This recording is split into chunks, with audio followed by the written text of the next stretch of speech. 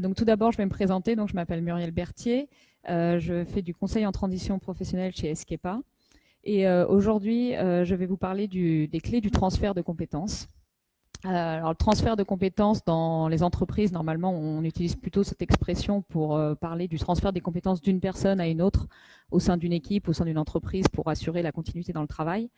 Aujourd'hui, moi, je vais vous parler du comment transférer les compétences que vous avez acquises sur un métier pour les utiliser dans un autre métier éventuellement ou un autre secteur.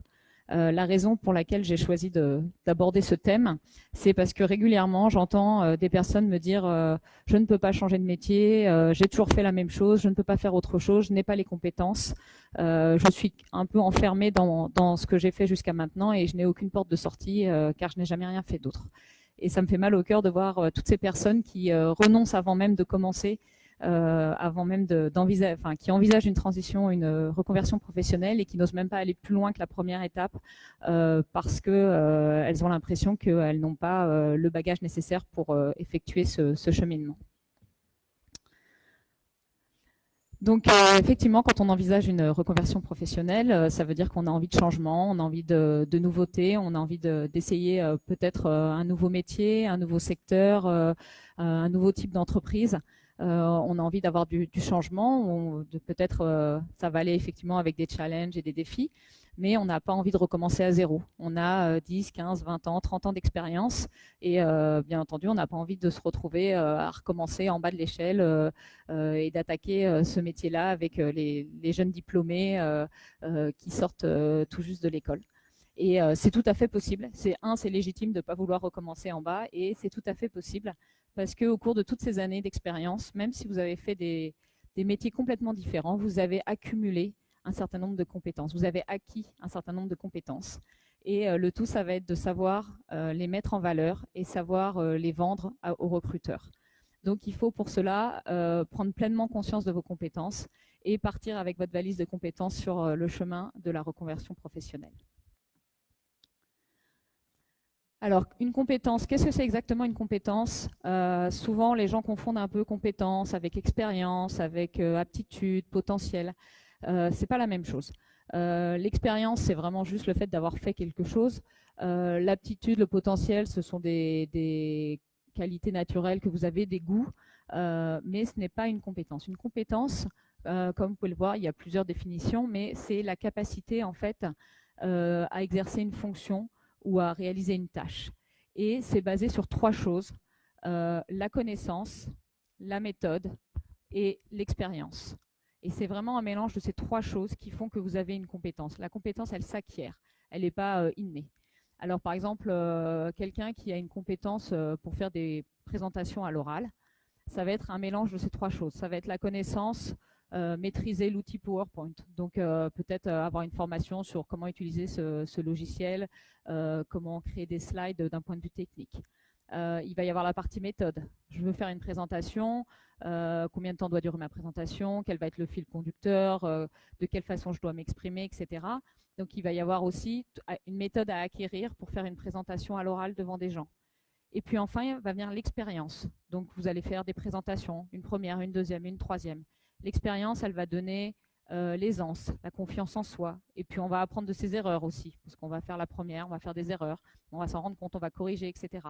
Et donc c'est un mélange de ces trois choses qui fait une compétence.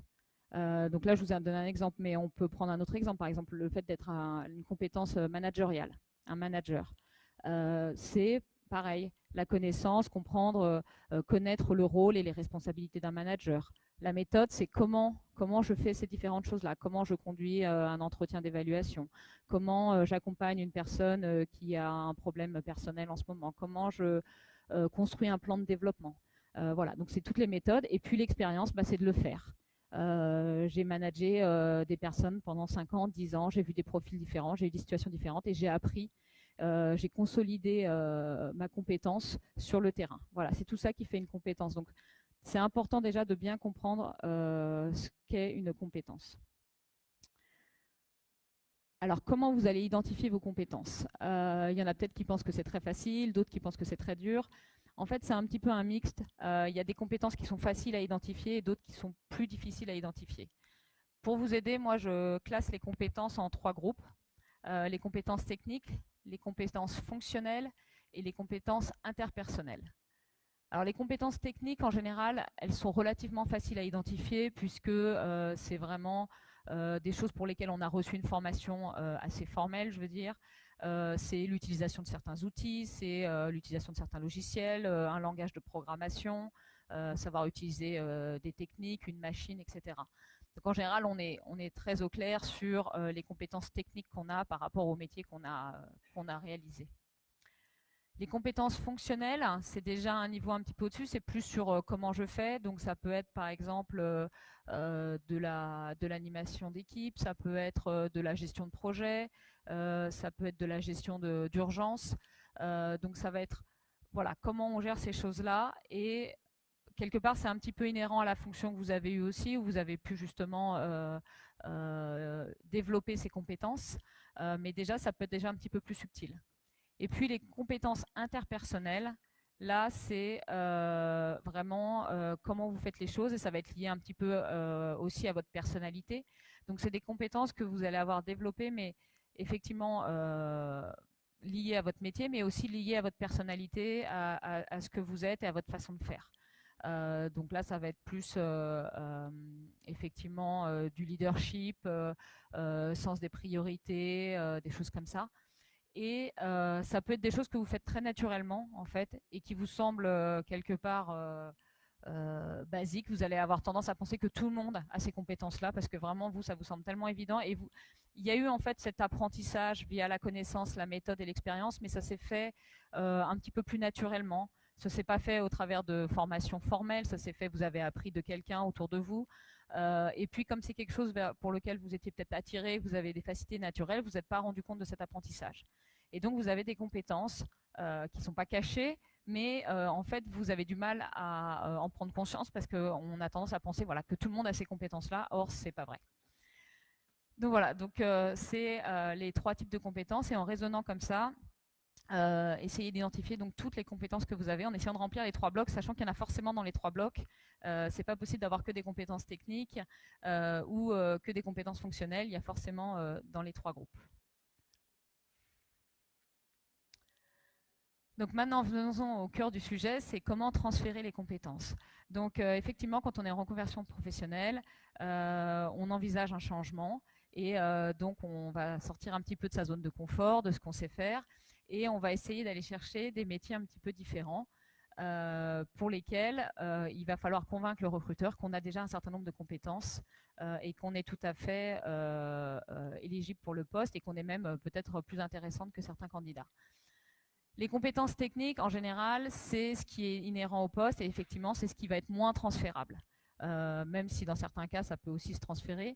Mais là où ça va vraiment être intéressant, c'est les compétences fonctionnelles et interpersonnelles que vous allez pouvoir en fait mettre en avant et transférer et convaincre la personne que vous les avez. Donc la façon de procéder en général, c'est les métiers que vous envisagez, d'aller regarder éventuellement sur des offres ou les fiches métiers, quelles sont les compétences nécessaires et reprendre toutes ces compétences et voir par rapport au tableau de vos compétences que vous avez créé, effectivement, quel est le recouvrement entre les deux et vous allez voir, il va être plus important que vous ne pouvez peut-être penser au départ. Et vous allez vous rendre compte qu'en fait, il y a un certain nombre de compétences que vous avez déjà et que vous allez pouvoir donc vendre auprès du recruteur. Après, ce qui est important, c'est voilà, comment vendre une compétence. Alors, on voit régulièrement des CV où les gens listent leurs compétences. C'est très intéressant, mais entre guillemets, c'est pas parce que c'est listé sur un CV que c'est vrai. Et ce qui est important, c'est de convaincre le recruteur que oui, vous les avez vraiment ces compétences. Et moi, ce que je propose, qui est une méthode assez classique, mais qui, voilà, il faut prendre le temps de la faire, c'est chaque compétence que vous avez, essayez de trouver une petite histoire, une anecdote, voire 2, voire 3, de situations réelles que vous avez vécues et dans lesquelles vous avez utilisé ces compétences pour faire avancer la situation, pour obtenir un résultat. C'est un exercice qui peut être alors relativement facile pour certaines personnes, qui peut être beaucoup plus dur pour d'autres, mais il faut persévérer un petit peu dans cette voie-là, parce qu'en réalité, c'est le seul moyen que vous avez de vraiment convaincre les gens que vous avez des compétences. Alors, il faut apprendre à raconter ces petites histoires en 2 minutes. Il faut vraiment situer le contexte. expliquer quelle était peut-être la problématique ou la chose qui n'allait pas, vous, ce que vous avez fait et le résultat que vous avez obtenu. Et quelque part, ça va mettre en évidence la compétence que vous avez utilisée pour le faire. Bien sûr, il y a deux compétences qui sont très importantes quand on est en reconversion professionnelle, c'est de démontrer sa capacité à s'adapter et à apprendre. C'est pareil, c'est des choses relativement faciles. Il faut des petites histoires. Moi, j'ai rencontré une personne hier, je ne sais pas si elle est dans la salle aujourd'hui, mais qui avait un profil très intéressant. Elle vient du Mexique, elle a fait des études en Espagne, elle a travaillé un peu en France et elle a fait beaucoup de recherches. Elle voudrait passer dans l'industrie. Et je lui dis, bah, par exemple, vous, c'est très facile de montrer que vous êtes capable de vous adapter. Vous avez été capable de passer dans 3 pays différents, de faire des études, de travailler dans ces 3 pays-là. Je pense que personne ne peut remettre en cause votre capacité à vous adapter. Mais elle n'aurait pas forcément pensé à dire ça. Voilà. Donc il faut. Mais par contre, le recruteur, il faut lui raconter l'histoire. Il ne va pas forcément faire cette démarche tout seul. Donc voilà, c'est quelque chose à démontrer. La capacité à apprendre, c'est pareil. Régulièrement, dans tous les métiers, on vous demande de réapprendre des choses. Ben voilà, de raconter que vous avez été capable de vous réapprendre quelque chose, d'apprendre un nouveau logiciel, d'apprendre une nouvelle méthodologie, une nouvelle façon de travailler, etc. C'est important puisque quand vous êtes en reconversion, en fait, vous allez, par définition, voilà, vous allez vers le changement et l'adaptation. Voilà. Donc le dernier point aussi, c'est forcément quand vous allez donc en reconversion, vous allez être un candidat un petit peu différent des profils classiques qui vont postuler sur les postes, qui eux vont sûrement avoir les compétences techniques, peut-être une partie des compétences fonctionnelles et interpersonnelles, ça va dépendre. Donc vous, le but du jeu, c'est de mettre vraiment en avant vos compétences fonctionnelles et interpersonnelles pour que les recruteurs se disent OK, elle n'a pas forcément toutes les compétences techniques, mais finalement les compétences techniques, c'est les compétences qui s'acquièrent le plus facilement. Ça, c'est quelque chose qu'on pourra combler relativement facilement. En revanche, elle a des compétences fonctionnelles et interpersonnelles qui sont très intéressantes et qui vont dans le sens de l'entreprise et du métier. Et du coup, on va être prêt à miser sur cette personne-là. Donc, c'est vraiment quelque chose de très important. Voilà, donc pour résumer un petit peu cette présentation qui est rapide parce qu'on avait des consignes assez strictes sur le temps. Voilà, ce qu'il faut retenir, c'est que d'abord le transfert de compétences, être capable de prendre conscience de ces compétences et de savoir les transférer, c'est vraiment capital quand vous êtes dans le cadre d'une reconversion professionnelle. Donc c'est une étape un petit peu préliminaire qu'il faut vraiment prendre le temps de faire par vous-même. Prendre conscience de ces compétences, déjà le premier avantage, c'est que ça va vous aider à vous prendre confiance en vous, puisque en fait, c'est un exercice qui vous permet de vous rendre compte de toutes les compétences que vous avez. Et on n'en a pas forcément toujours conscience, on ne prend pas le temps de réfléchir à ce qu'on sait faire ou pas faire. Donc c'est vraiment un bon exercice de confiance en soi. Ensuite, de se rendre compte de celles qu'on va pouvoir éventuellement transférer sur un autre poste, ça va vous aider à faire les bons choix. Certains métiers que vous envisagez, peut-être qu'effectivement, pour le coup, ça demande des compétences complètement différentes de celles que vous avez acquises professionnellement et par votre personnalité. Donc, vous allez peut-être décider finalement de laisser tomber, de passer sur autre chose. D'autres métiers auxquels vous pensiez, mais que vous n'osiez même pas aborder parce que ça vous semblait tellement loin, finalement, vous semblez beaucoup plus proche et vous allez vous rendre compte que vous avez finalement un certain nombre de compétences et que ça devient des options réellement viables. Et ensuite, il va falloir convaincre le recruteur, comme toujours, et d'avoir justement toutes ces petites exemples probants, ces réalisations, ces histoires que vous aurez répertoriées. Ça va vous permettre de convaincre les recruteurs. Et vous allez voir en entretien, quand ils vous posent des questions, ils vont pas forcément vous dire mais démontrez-moi que vous avez telle compétence, mais c'est vous qui proactivement allez vous dire ah bah tiens là il essaye de savoir si j'ai telle compétence, je vais lui donner un exemple parce que c'est ce qu'il y a de plus parlant pour tout le monde une situation qui est arrivée, de ce que j'ai fait pour démontrer que j'ai cette compétence. Donc voilà, c'est la reconversion professionnelle, c'est un cheminement plein d'embûches, mais c'est vrai que si vous arrivez à partir avec votre valise de compétences et que vous êtes vraiment clair dans votre tête sur ce que vous savez faire, quelles sont vos compétences, et convaincre les gens que vous les avez, ça va vous rendre la vie plus facile. Voilà, donc je vous remercie de votre attention et on a un petit peu de temps du coup s'il y a des questions ou des commentaires. Et la dame a un micro là-bas s'il y en a qui veulent.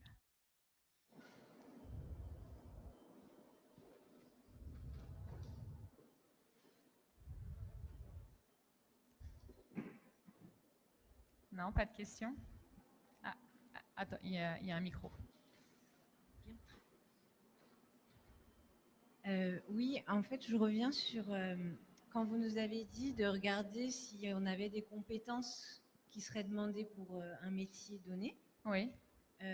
Qu'est-ce qui est plus important, c'est de regarder celles qui nous manquent ou celles qu'on a Est-ce que c'est une question de quantité Je pense qu'il faut être positif. Donc moi, j'aurais tendance à regarder d'abord celles que vous avez pour, voilà, pour vous dire, voilà, j'ai quand même déjà tout ça. Après, celles qui manquent, il faut en avoir conscience. Mais il faut, alors c'est pareil, moi j'ai fait beaucoup de recrutement. Il faut savoir que quand on écrit une offre pour un poste, on va mettre toutes les compétences idéales qu'on voudrait que le candidat ait. Mais on sait par définition qu'aucun candidat n'aura toutes ces compétences. On le sait. Donc quand vous postulez, il ne faut pas se stresser ou se bloquer en se disant ah non mais je ne peux pas postuler parce qu'il me manque une ou deux compétences, même si elles ont l'air capitales sur l'offre, parce que la réalité est autre. Et de toutes les façons, le candidat n'existe pas. Et donc, si votre CV interpelle, si votre lettre de motivation interpelle, il y aura sûrement une suite. Et puis, ce que je vous disais à un moment, c'est que s'il manque des compétences, bah, il faut être capable enfin, il faut quand même se dire que vous allez pouvoir les acquérir relativement facilement sur le poste. Donc, il ne faut pas que ce soit des choses qui soient vraiment, je ne sais pas, si on vous demande par exemple, voilà, d'être commercial et d'aller démarcher des clients tout le temps et que c'est quelque chose que vous n'avez jamais fait, mais que vous détestez faire et que vous dites oui, je pourrais acquérir la compétence, mais vraiment, j'aime pas ça, c'est pas la peine. Voilà. Mais par contre, si c'est ça, mais que voilà, que vous avez déjà eu des petites expériences, même commerciales, même étudiants, etc., puis que vous avez un contact facile, un bon relationnel, et que même si vous n'avez pas démarché des clients en externe, vous avez déjà démarché des clients en interne, par exemple. Voilà, vous arrivez un petit peu à faire un biais, puis à dire voilà, moi c'est quelque chose que je sais faire naturellement et je n'ai pas encore la compétence parce que je ne l'ai pas fait professionnellement, mais je vais l'acquérir relativement vite.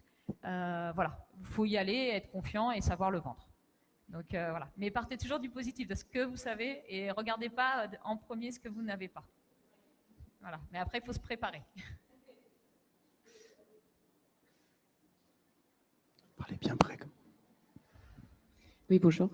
Ma question, c'est comment on convainc, en fait. Est-ce que c'est sur un CV qui a une présentation par compétences ou est-ce qu'on peut rester sur une expérience chronologique en faisant ressortir les compétences acquises et en vue du métier ciblé? Oui. Parce que là, c'est beaucoup quand même en one-to-one, en face-à-face qu'on peut convaincre. Alors sur le CV, après, bon, il y a autant de CV que de personnes, chacun a un petit peu sa façon d'aborder.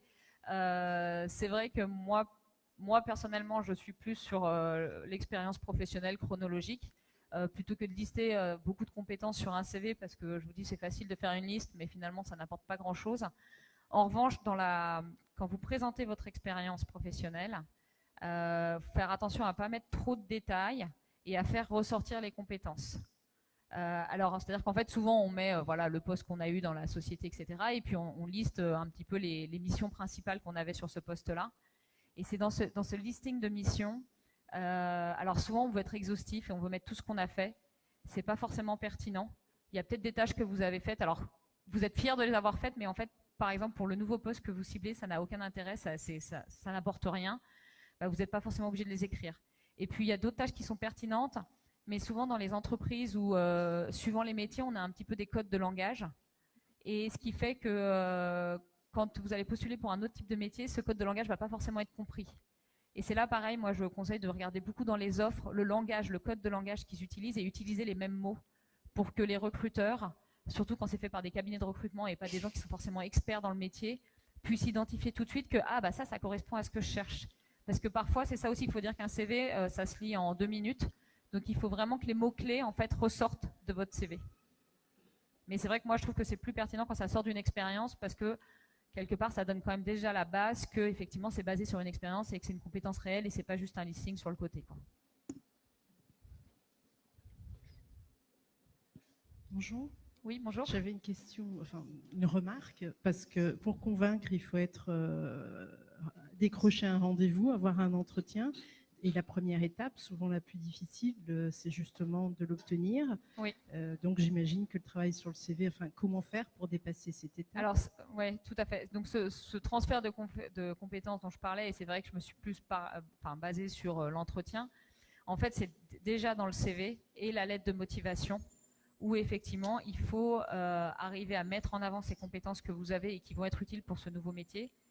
Et donc c'est un jeu un peu de présentation dans le CV et dans la lettre de motivation de vraiment voilà, déjà se vendre et mettre en avant ce que vous allez apporter avec, en ayant pleinement conscience que vous avez peut-être un profil différent des autres candidats, mais justement de ce que vous pouvez apporter et parler quand même effectivement éventuellement s'il y a des, entre guillemets, des grosses lacunes par rapport à ce qu'ils demandent, de comment vous envisagez les choses et pourquoi ça ne sera pas un frein ni un handicap pour vous.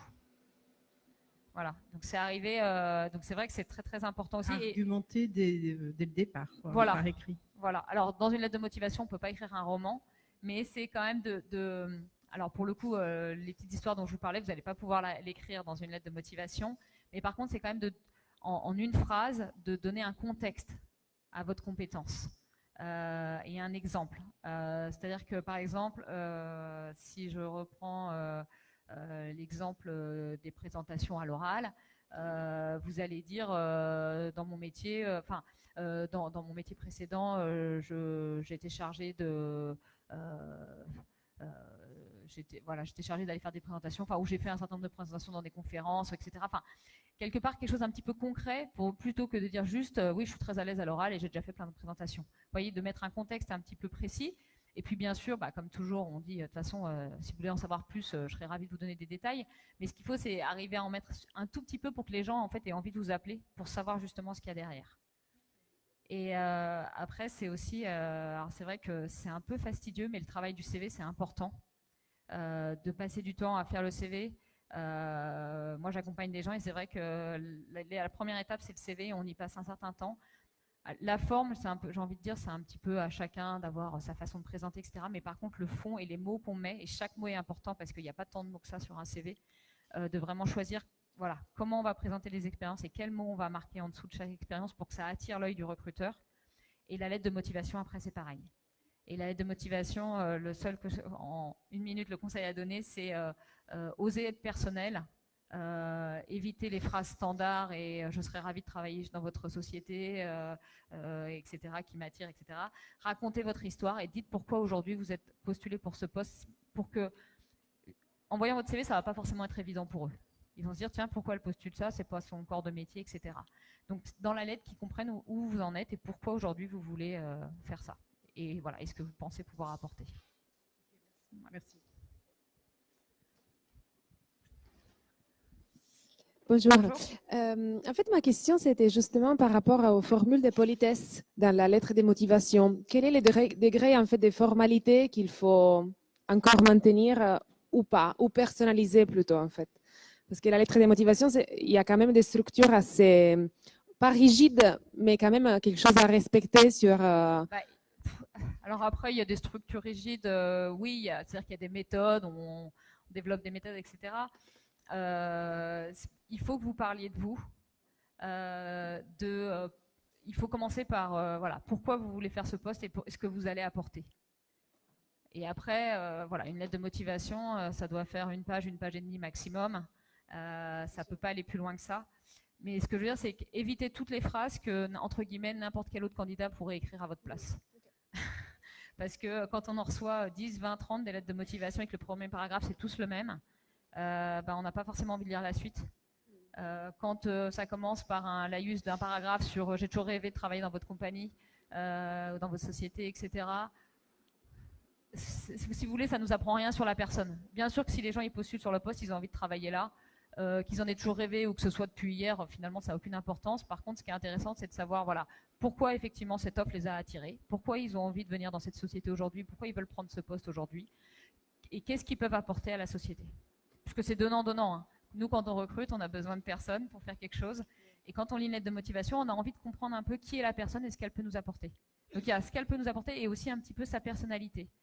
Et là, il y a un moment, il faut être vous-même. Et il y a des fois, vous ne serez pas appelé parce que voilà, il ne cherche pas ce genre de personne, vous ne correspondez pas à la culture de l'entreprise. Et finalement, c'est pas grave parce que de toute façon, essayer de rentrer dans une entreprise à laquelle qui vous correspond pas, c'est pas une bonne chose. Vous allez passer beaucoup de temps d'énergie et puis au final, vous n'allez pas y rester longtemps. Donc voilà, soyez naturel et laissez transparaître qui vous êtes pour que les gens puissent avoir en lisant la lettre qu'on ait une personne. Parfois, il y a beaucoup de lettres qui sont assez anonymes et Et en fait, en tant que recruteur, ça ne nous aide pas parce qu'on ne sait pas à qui on a affaire. Merci. Faut arrêter. Dernière Bonjour. question. Oui, je prends la dernière Bonjour. J'en reviens au CV. En fait, si on a eu 2 expériences et que, en fait, je vous explique. Donc, j'étais infographiste, je suis devenue fleuriste. Si j'ai des propositions en tant qu'infographiste sur mon CV, il faut mettre en première partie mes expériences en infographie ou comment? Oui, alors si vous avez 2 métiers complètement différents, ce Ouais. que je vous encourage à faire, c'est 2 CV. Il faut que vous prépariez 2 CV. Si vous voulez continuer de travailler sur les 2 branches et que vous cherchez pour faire en parallèle, il faut que vous fassiez vraiment 2 CV où effectivement à chaque fois l'activité que vous cherchez soit le corps du CV et puis que l'autre soit indiqué en autre activité entre guillemets, mais voilà, que ce soit cohérent et que quand les gens reçoivent, soit pas en se disant mais elle sait pas, elle fait, enfin voilà. Mais là il va falloir travailler 2 CV différents. Bon, je suis désolée, mais il y a le workshop d'après qui va commencer. Donc, merci beaucoup pour votre attention et je suis au pôle SPPA.